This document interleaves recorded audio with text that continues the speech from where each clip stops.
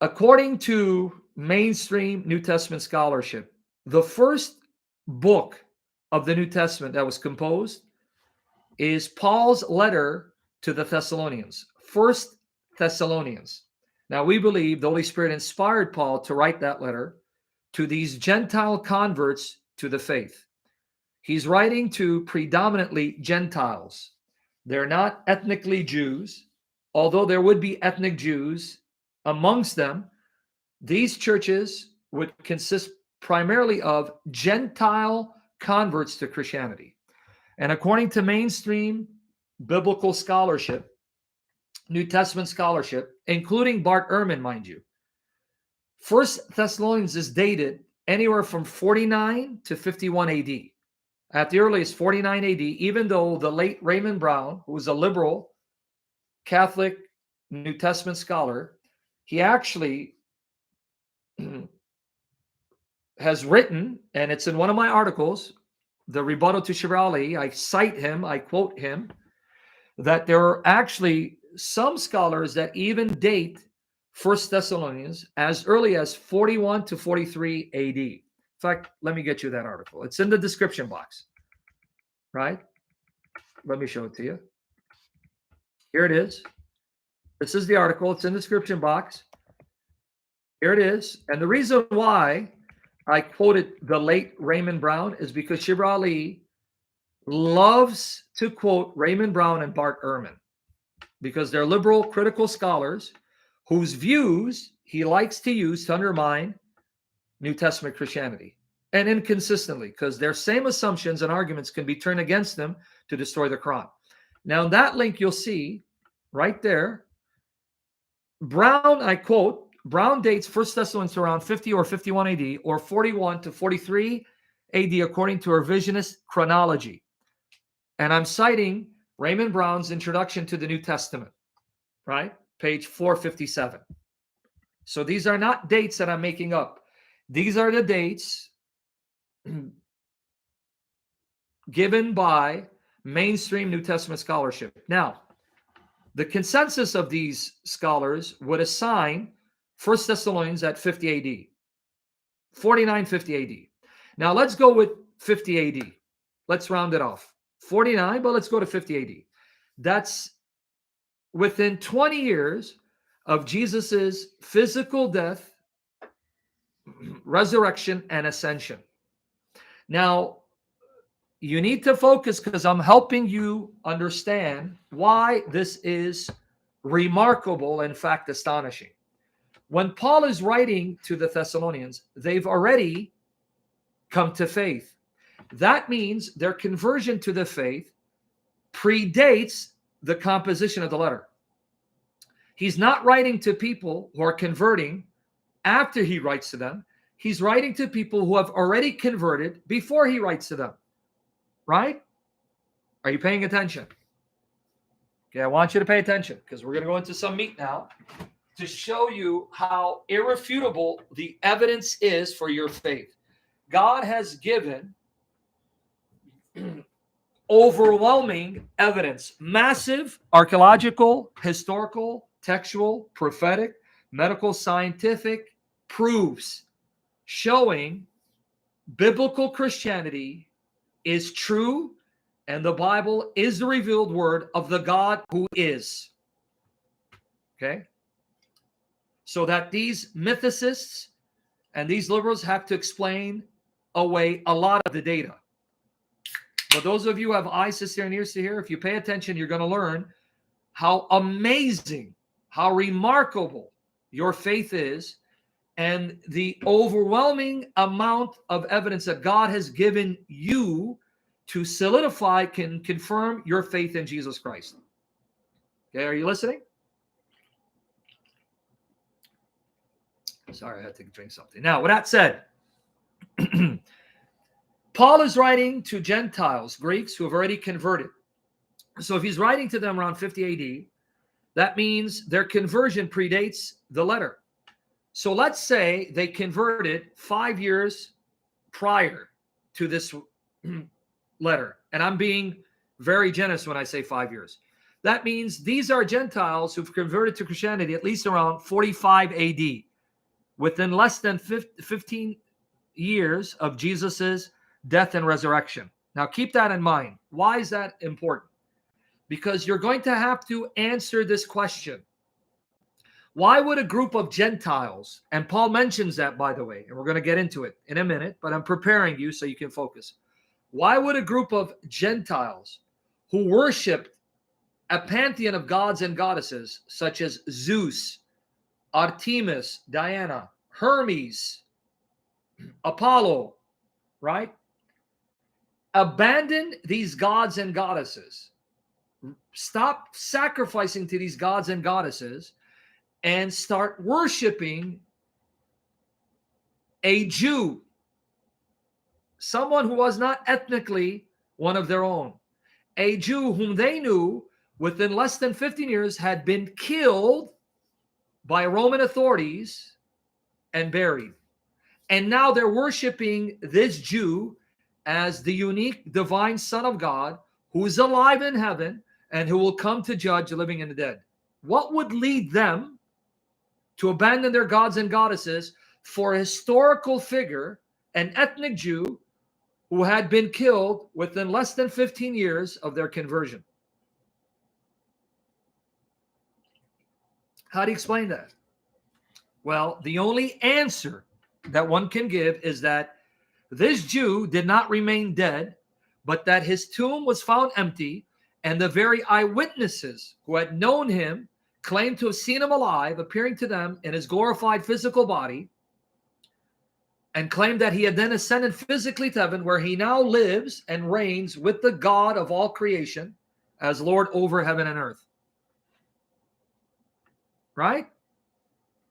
There is no other explanation. There's no other way to explain it. Honestly, try to think like a skeptic. The only way you could get around this is to say, well, these are documents that are not written within the first generation of the eyewitnesses, but are forgeries of the second, third century, because Jesus did not exist and Paul did not exist. You have to go the route of Jesus mythicism. You with me there? So now, with that said, let me read some statements from Bart Ehrman, who's an agnostic, and the late Larry W. Hurtado. Here's this booklet. This is written by the late Larry W. Hurtado, Honoring the Sun. He's got many books. If you guys don't know who this man is, Hurtado was considered one of the leading, preeminent New Testament scholars and experts on the early Jesus movement. He, along with such notable New Testament scholars, Richard Bauckham, pretty much revolutionized Jesus studies and Christology. What do I mean? It was due to his research and scholarship, and the research and scholarship of others like Richard Bauckham, who's still alive, that turned the opinion of mainstream New Testament scholarship, turned the tide of scholarship to now believing that the worship of Jesus as the unique divine Son of God began among Jesus's Jewish followers, because there was a view that the worship of Jesus as divine began among Gentile converts. Even though it was early, it didn't start among the Jewish followers of Jesus, but among Gentile converts. Their research, their study has changed the opinion of New Testament scholarship to now agree and confirm that the worship of Jesus as the divine Son of God began among his Jewish followers, Jesus's own disciples who were Jews, and began in Jerusalem, which is even the view of Bart Ehrman. Even Bart Ehrman accepts that. Because Bart Ehrman wrote a book called How Jesus Became God, and in that book, he agrees, he accepts as an historian that the historical data shows that the worship of Jesus as divine, as God, began among Jesus's own Jewish followers in Jerusalem. It wasn't later, and it wasn't a corruption of the faith of the original disciples of Jesus. You guys, are you hearing me or no? Am I putting you to sleep or are you listening? Because now I'm going to quote from this booklet. Okay? Everyone with me so far? And in the description box, I actually linked to my articles where I'm quoting from Bart Ehrman's book, How Jesus Became God. Okay, now let me read what the late Larry W. Hurtado has written. Page 43. I had to write down the pages. Look what he says. Okay? Page 43. Excuse me. Here it is. I even have it underlined in my book. My copy of his booklet. I call it booklet because it's small. Okay. Already, quote, page 43, already in our earliest extant evidence, letters of Paul from circulation, the year 50 to 60 Christian era. These are letters written from 50 AD to 60 AD. Already in our earliest extant evidence, letters of Paul, Jesus is regularly referred to as Christ, the unique Son of God, and the Kyrios, Lord, to whom believers are to be obedient, to invoke and reverence as the Lord. So they would pray to him, invoke and reverence him as the Lord of the gathered worship circle. Also, in the earliest years, pay attention, guys, the earliest years, Old Testament texts, Old Testament verses that originally referred to God were applied to Jesus, somewhat similarly to the application of Psalm 82:1 to Melchizedek, figure noted earlier, but on a far wider scale. Okay? Larry W. Hurtado, Honoring the Son. That's page 43. Now, let's go to page 46.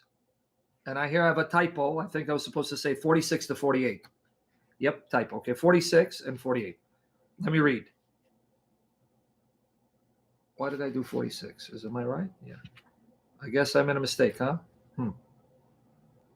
Yeah, 46 to 48. I'm right. Okay, now, he cites another renowned New Testament scholar who also passed away before him, the late Martin Hengel. Are you ready? Are you listening, guys? Because I'm doing it for you guys. I already know this information, but I'm trying to make it available for you guys so you can know these facts and use them to glorify Christ and be assured of your faith. You ready? Quoting Martin Hengel. I endorse Martin Hengel's memorable statement cited earlier about the christological development reflected in these and other passages that must be placed, look, within about 18 years at most, saying that the evidence shows that within 18 years of Jesus' resurrection, within about 18 years, the time elapsed between Jesus' crucifixion and the earliest letters of Paul. So there's an 18-year gap from when Jesus went to heaven to the earliest data we have. This chronological perspective is important if we are to appreciate the enormity. Look what he says, the enormity of what was involved in the eruption. Jesus' worship erupted within those 18 years from Jesus' ascension to the first letter. Enormity. It is amazing. It is remarkable how early Jesus' devotion erupted. Eruption of Christological claims in the early Jesus movement. Now watch here. Indeed, building on Hengel's Christological observations, I have contended that the most important, crucial means the most important, Christological development in the view of Jesus, likely took place within the very few years, perhaps as little as 1 year from Jesus' resurrection, between Jesus' execution and Paul's Damascus Road experience, which is commonly dated circulation 30 to 35 Christian era. He's saying the evidence shows that this worship of Jesus erupted within few years from Jesus' resurrection. In fact, maybe a year after that. Okay? And by the way, Larry Hurtado was by no means an inerrantist. He did not believe the Bible was inerrant and free of mistakes. He believed that there were errors and mistakes, and not everything attributed to Jesus comes from the historical Jesus. So he wasn't an inerrantist. He's more conservative than Bart Ehrman, but not conservative enough. And now let me read this on page 48. Okay. Moreover, I take it that the revelation of Jesus's high significance likely meant that Paul capitulated, gave into the sort of christological claims that he had previously found offensive and that had helped to provoke his previous efforts to destroy the young Jesus movement. So what is he saying here? Paul gave into the very beliefs of those Christians before him that led him to persecute those Christians for believing those things. Exactly, Andrew. Widespread, and that's what he's saying. So you understand what he's saying? Out of nowhere, Paul then gives into and embraces the very views of Jesus held by the Christians before him, the Jewish followers of Jesus and the Gentiles who had converted. That actually was the reason why he was persecuting them to begin with. Okay? So now watch.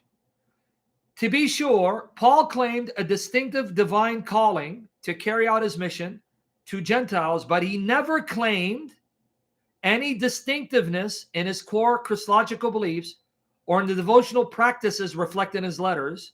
What he's saying is, he never claimed that what he was saying about Jesus and his worship of Jesus was unique and different from the worship and the beliefs of those Jewish Christians and Gentiles that came before him. He actually claims that what he believed and they believed was the same. There was no difference. Instead, and here's where I underlined it, instead, the impression he gives in his letters, example given, 1 Corinthians 15 verses 1 to 7, is that he and the Jerusalem church, guys, pay attention. What church? The Jerusalem church. The Jewish followers of Jesus in Jerusalem. That he and they, right? Jerusalem church of fellow Jewish believers were essentially one. They were one and agreed, right, in these matters. Did you catch it? So it is a lie for these Mohammedans to claim that Paul's view of Jesus was novel and different and contradicted the views of Jesus held by the Jewish Christians in Jerusalem. No, the evidence shows that the Jewish Christians in Jerusalem and Paul all agreed and held to the same view regarding Christ. Okay? And by the way, Bart Ehrman agrees. Bart Ehrman says the same thing in his book. Bart Ehrman admits Paul did not invent these views of Jesus. Paul inherited those views of Jesus from those Jewish Christians and Gentiles that came before him. He admits that in his book, and I cite him. Okay? Bart Ehrman, in How Jesus Became God, which I cite in those articles and rebuttals. Now let me finish this paragraph. Paul was unhesitating in expressing sharp disagreement and displeasure with those whom he saw as impeding his Gentile mission and who demanded that Gentiles should convert to full Torah observance, as reflected in the letter to the Galatians as well as other texts. So what Hurtado is saying is Paul did not hesitate to rebuke any Jew or Gentile that contradicted his gospel and oppose any Jew or Gentile who demanded Gentiles keep the Torah. Which means that if these Jewish Christians who came before him believed different things about Jesus, then we would expect Paul to rebuke them and mention that fact. But instead, I quote, but he never indicated that he and they differed over Christological beliefs. And that is a most eloquent silence. Did you catch it? If they had different views about Jesus, then surely Paul would have rebuked them and mentioned it. But he never did, because they agreed. When it came to Jesus, they were in agreement. Okay? Few more, and I'm going to quote Bart Ehrman, and then we begin. Okay. All right, here, 67, 68. Let me read. In any case, here it is clear that at a remarkably early point, circles of Jewish believers, Jews, came to the strong conviction that God had exalted Jesus to unique heavenly glory and now required him to be reverenced in their worship. See what he said? Remarkably early, the Jewish followers of Jesus were convinced God exalted Jesus and made him an object of reverence along with God. Okay, now let me go on. In the historical context of the early Roman period, in which worship was a central expression of religion, and in light of evident Jewish sensitivity about worship, meaning the Jews would not worship the gods and goddesses of the pagans and would only worship the God of Israel. The inclusion of Jesus as recipient of cultic devotion in early Jewish Christian circles represents an extraordinary development. What is he saying? The Jews would rather die as martyrs than worship any of the gods and goddesses of the pagans, and insisted on worship God alone, and their religious cult, meaning their religious activities, their rites, their holy days, was devoted to God alone. And yet these same Jews, remarkably, he says, included Jesus as a recipient of their cultic devotion. And this is why he says this is an extraordinary development. In historical terms, even more clearly than the much studied christological rhetoric, meaning what they said about Jesus, and claims, the cultic reverence, meaning the religious rites such as sacrifice and prayer and holy days and communal worship when they gather as a community. That's what he means by cultic reverence. Given to Jesus signals that the risen Jesus quickly acquired a divine status comparable and uniquely related to the one God. Did you catch it? Let me read that again. It's not about the Jews. The cultic reverence given to Jesus signals that the risen Jesus quickly acquired, it's not about the Jews, a divine status comparable, meaning compared to and uniquely related to the one God. This seems to have happened so rapidly. Let me read that again. I don't know if you guys are, this should be music to your ears. This should cause you to be shouting hallelujah to Jesus. This is the historical evidence, folks. The facts of history that honest historians must contend with and admit, right, happens so rapidly that it is already presumed in our earliest text and was initially a novel, a new, something new, unheard of, mutation in circles in the Roman era Jewish tradition. These same early Christian texts also give no indication that it was a matter of difference or disputation among the varied circles that made up the early Jewish movement. In other words, we have no historical evidence showing that there was a debate among Jews whether Jesus should be worshipped alongside God. All the evidence shows that all the Jews agreed on this fact. Jesus is to be worshipped alongside God the Father. You catching it? I repeat, the programmatic, meaning the program, programmatic inclusion of the inclusion of the exalted Jesus with God in the corporate, meaning when all believers gather corporately. Cultic devotional practices, when they gather together to pray, to sing, to sacrifice, to fast, to sing. Well, I said singing, baptize, whatever it is, they did as a group, as a body. Corporate cultic devotional practice of earliest circles in the Jesus movement certainly constituted a novel, meaning something new, basically revolutionary, apparently unique. Dyadic, meaning deos. Dyadic means it now includes two, not just one. Dyadic meaning deos, the Greek word for two. It's no longer just one figure, it's now two figures, right? Dyadic devotional pattern. They were now reverencing and worshiping two figures, God the Father and Jesus.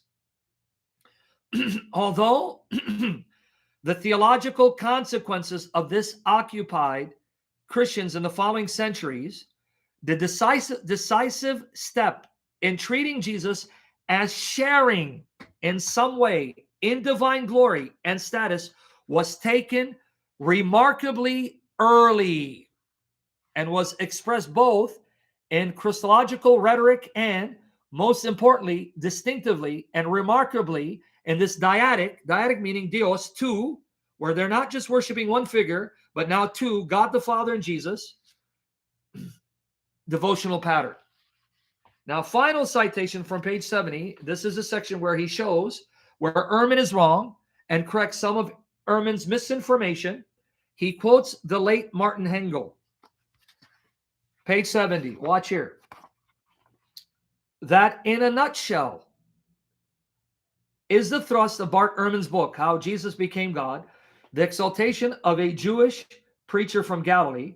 To anyone familiar with the historical approach to the topic, these will not be novel conclusions, meaning if you've studied what historical research Jesus has shown and what the early Jesus followers believed, what Ehrman says is not new. It's common knowledge to the scholars. That's what he's saying. Indeed, they have been affirmed by a significant number of New Testament scholars, especially over the past several decades. Now watch this. Quote, I have an underline, that an astonishing high Christology erupted. See, it's like a volcanic eruption, erupted quite soon after Jesus' crucifixion, and that the risen Jesus featured remarkably in the corporate, meaning the collective gathering, devotional practices of earliest followers, believers, has been increasingly recognized, meaning scholars are recognizing it, and more scholars are recognizing it because these are historical facts that they can't explain away and are there. Now watch here. As the great German New Testament scholar Martin Hengel observed, now watch what Martin Hengel said before Larry Hurtado.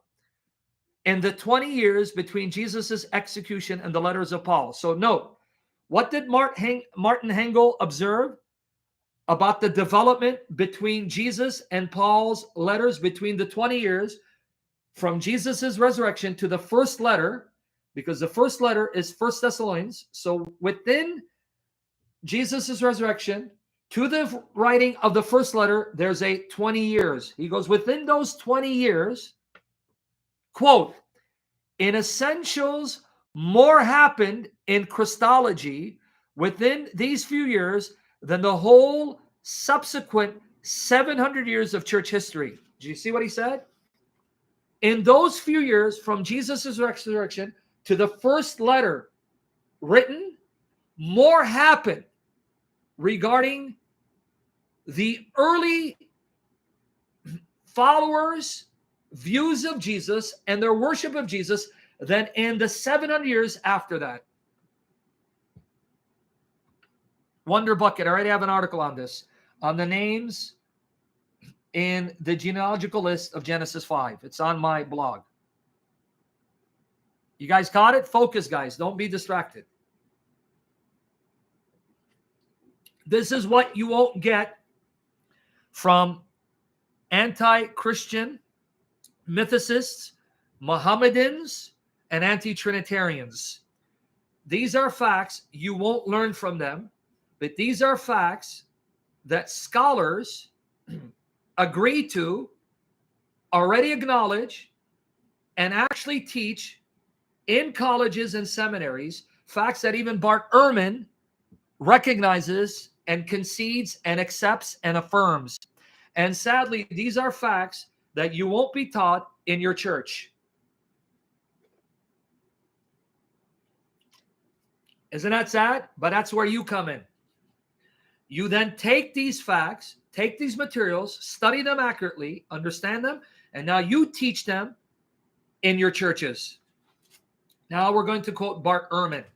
In his book, How Jesus Became God, Ehrman admits the following facts. He says these are historical facts. These are facts that all honest historians must confirm and accept. Okay, are you ready? Are you ready to what he admits? It's in his book. And you'll even hear him admit it in some of his sessions. Okay.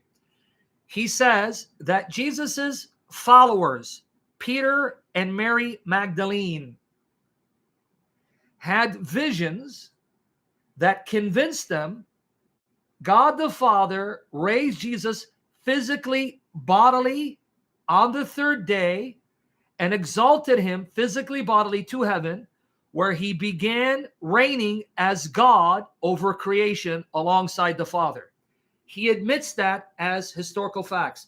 That's what Peter and Mary believed, because Peter and Mary had visions that convinced them they were seeing Jesus alive, physically, bodily, and he was now reigning in his glorified physical body as God over creation alongside God the Father. Do you know that?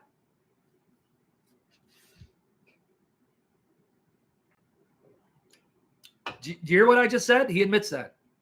He also admits Paul had a similar vision, a vision where Paul became convinced, like Peter and Mary Magdalene, God had raised Jesus physically, bodily from the dead and exalted him physically, bodily to the status of God, where now Jesus is worshipped as God and reigns as God because he shares in the authority of God the Father.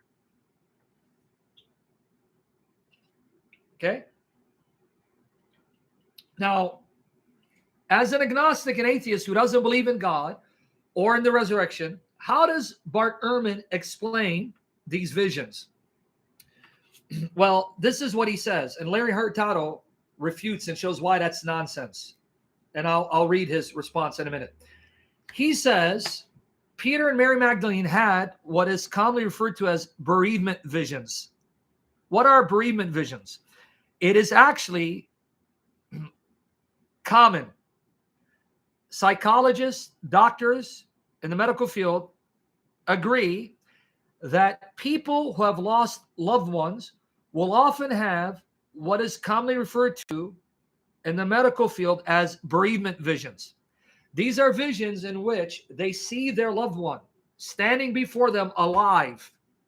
And these visions are so real that they can actually touch their loved ones, right? Physically. And those visions convince them that their loved ones are alive. You with me there? So he believes that's what Peter and Mary Magdalene saw. That due to their bereavement, depression, they pretty much hallucinated a vision of Jesus that convinced them he was alive.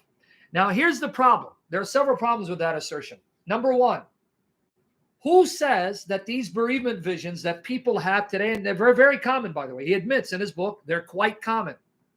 They're more common than you think, where people see their loved ones alive to assure them they're not dead, but they're living in another abode, another state. Now, because Ehrman doesn't believe in a spirit realm or an afterlife, he claims these are hallucinations. Number one, Who told you they're hallucinations? They're actually evidence of an afterlife.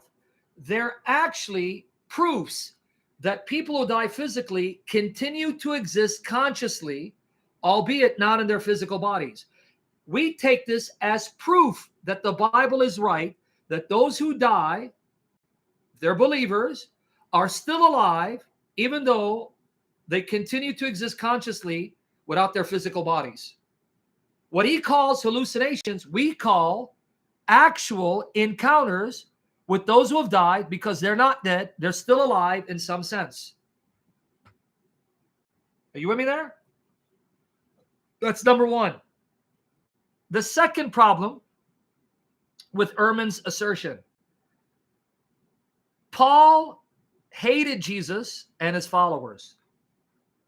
Paul was not depressed, was not bereaving the death of Christ. How then do you explain Paul having a vision that convinced him Jesus is alive in his physical body, now glorified, and reigns as God, when Paul wasn't bereaving the loss of Jesus, but in fact hated Jesus and his followers and was trying to destroy that movement? So bereavement vision will not explain Paul's vision. So how do you explain that? The third problem with Ehrman's bereavement vision is what Larry Hurtado wrote to refute that nonsense. Let me quote it. Here it is. Okay. Let me show it to you. Okay, here it goes. Pages 72 to 73. Larry Hurtado responds to that nonsense. Thank you, Jobin. You're quoting Bart Ehrman's Historical Introduction to Early Christianity, page 276. So let me quote what Jobin posted from Bart Ehrman's book. It is a historical fact that some of Jesus's followers came to believe that he had been raised from the dead soon after his execution. Bart Ehrman, An Historical Introduction to Early Christianity, page 276. Exactly. But now, here is the third problem with Bart Ehrman's claim that these are bereavement visions, which are basically hallucinations. Here you go. Let me quote. Are you ready? Pages 72, 73. But he, Ehrman, wanders from these strictures where Ehrman says he's just going to comment on the historical facts and not go beyond the historical facts, which he ends up doing, contradicting himself. But he wanders from these strictures in a section where he likens early Christian experiences of the risen Jesus to such hallucinatory phenomena as visions of deceased loved ones. Now watch what he says. And such phenomena aren't true analogies. Why? Why aren't they true analogies to what the disciples saw?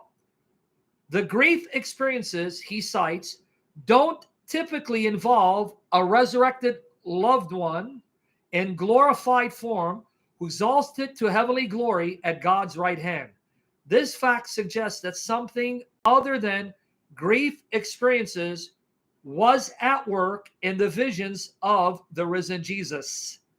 Ehrman's discussion seems more intended to counter Christian apologists' reference to resurrection appearances than to offer a balanced consideration.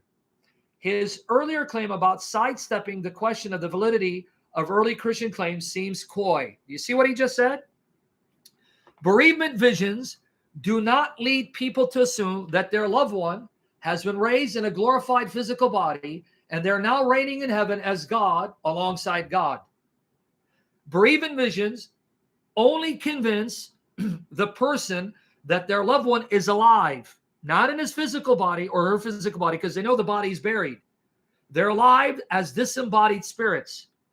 So how can bereavement visions explain the early disciples' belief that Jesus was raised in his physical body?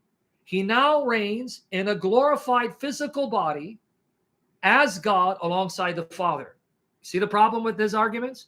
So those three reasons show that Bart Ehrman is desperate, but he doesn't know how to explain the origin of the Christian faith apart from the disciples being convinced they saw Jesus alive and risen in his body.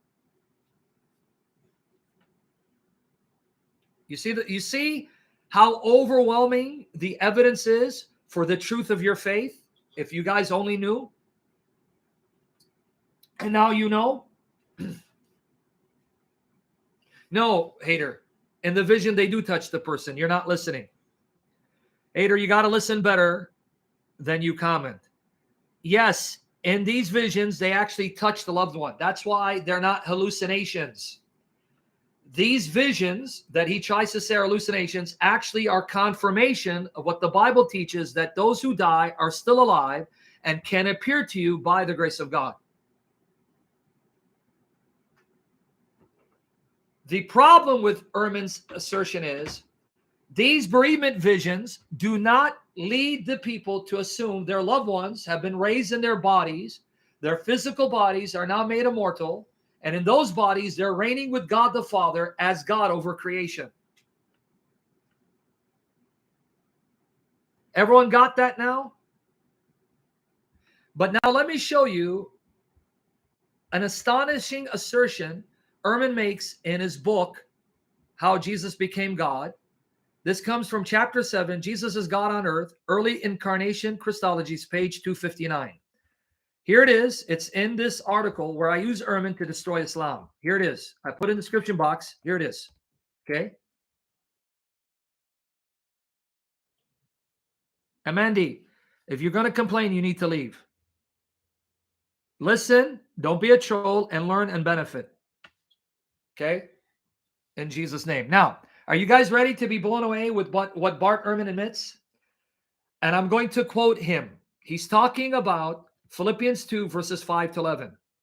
Philippians 2, verses 5 to 11. Ehrman believes this is a poem composed before Paul wrote to the Philippians, and it wasn't composed by Paul, but Paul quoted it and included it in his epistle. This is known as the Carmen Christi, the hymn to Christ, but Ehrman doesn't think it's a hymn. He thinks it's a poem. And he believes this poem wasn't composed by Paul, and it predates Paul's letter to the Philippians. Philippians 2, 5 to 11, where it says, "Let this mind be in you that was also in Christ Jesus, who, though in the form of God existing in the form of God, did not consider equality with God something to exploit or take advantage for personal gain. But he voluntarily emptied himself of the status of God by taking the status of a slave, being born in human likeness, and being found in human appearance, became obedient to God, even to the point of death on the cross. Therefore God highly exalted him and gave him the name that is above all names, that at the name of Jesus every knee should bow, in heaven, on earth, beneath the earth, and every tongue confess that Jesus is Lord," meaning Jehovah, Yahweh, in the flesh, to the glory of God the Father. This poem, because he believes it's a poem, was not composed by Paul. And according to Ehrman, this poem celebrates Jesus as the incarnation of the divine angel of the Lord of the Old Testament. I repeat, it's all in my article. Ehrman believes that this poem is glorifying Jesus as the divine angel of the Lord of the Old Testament, that angel who's the human appearance of God, that angel who is Yahovah appearing in visible form, who now became flesh and became the man Christ Jesus. That's what Ehrman believes this poem is celebrating. Are you with me there? So according to Ehrman, when was this poem written? Are you ready to be blown away? Let me repeat. He believes this poem was composed to glorify Jesus as the human enfleshment, the human incarnation of the divine angel of Jehovah, that messenger who appears in the Old Testament as God in visible form. That's who he believes these Christians took Jesus to be. Okay? So let me quote what he says. Are you ready to be blown away? This is Ehrman, guys. He helps you destroy Islam and prove the historicity of your faith, even though he's an agnostic and atheist. I quote, some scholars have had a real difficulty imagining that a poem, watch, existing before Paul's letters to the Philippians, a poem whose composition must therefore date as early as the 40s Christian era, less than 10 years of Jesus' resurrection. Let me repeat, a poem whose composition must therefore date as early as the 40s Christian era could already celebrate an incarnational understanding of Jesus, end quote. Wow. Within less than 10 years of Jesus' resurrection, Ehrman admits these eyewitnesses to Jesus, the followers of Jesus, were worshiping Jesus as the incarnation of the divine angel of Jehovah, that the divine angel of Jehovah, who is Jehovah appearing in human form, became a man, became flesh, and his name is Jesus Christ of Nazareth, within less than 10 years of Jesus' resurrection. Okay, here it is. Some scholars have a real difficulty imagining that a poem existing before Paul's letter to the Philippians, a poem whose composition must therefore date as early as the 40s Christian era.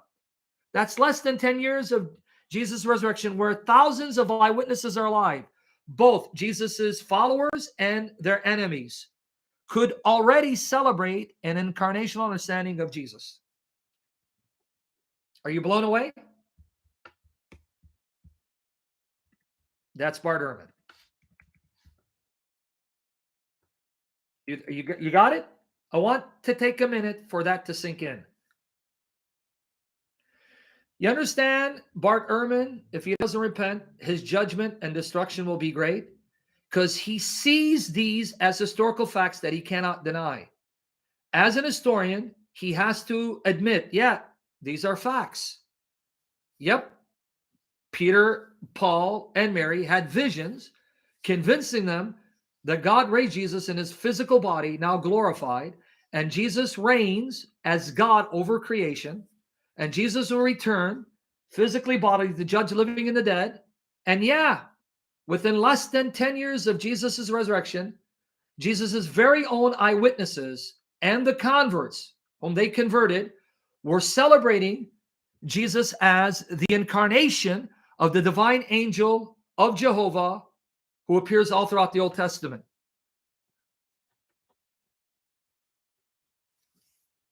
See?